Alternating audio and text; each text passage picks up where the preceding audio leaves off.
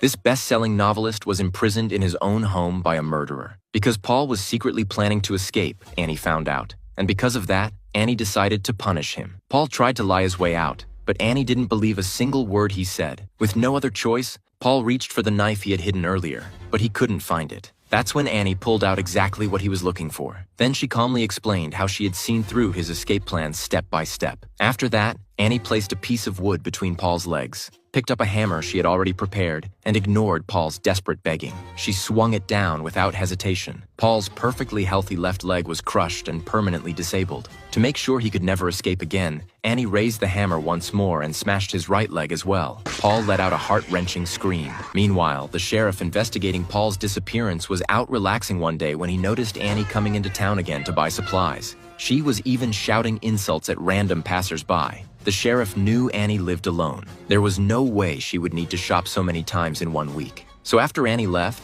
he immediately went into the store to question the owner. The owner said that most of the things Annie had bought recently were typing machines and large amounts of paper, things a writer would need. The sheriff returned to the station and pulled up Annie's old records. That's when he saw reports from the hospital she once worked at. She had personally murdered dozens of infants and was eventually arrested and sent to prison. After her release, she disappeared into a remote town. Looking closely at one of the photos in the report, the sharp-eyed sheriff noticed a line of text, a sentence that had appeared in Paul's novel, spoken by the main character, Misery, word for word. That's when it hit him. Annie wasn't just anyone. She was Paul's biggest fan. Now deeply suspicious, the sheriff immediately drove to Annie's house. Seeing the police car heading toward her home, Annie quickly injected Paul with a sedative. At first, Paul tried desperately to resist, but the drug soon kicked in and he lost consciousness. Annie dragged him into the basement and hid him there. Then she calmly opened the door to greet the sheriff, acting as if nothing had happened at all. She told him she'd been practicing writing in Paul's style, which was why she bought a typewriter and so much paper.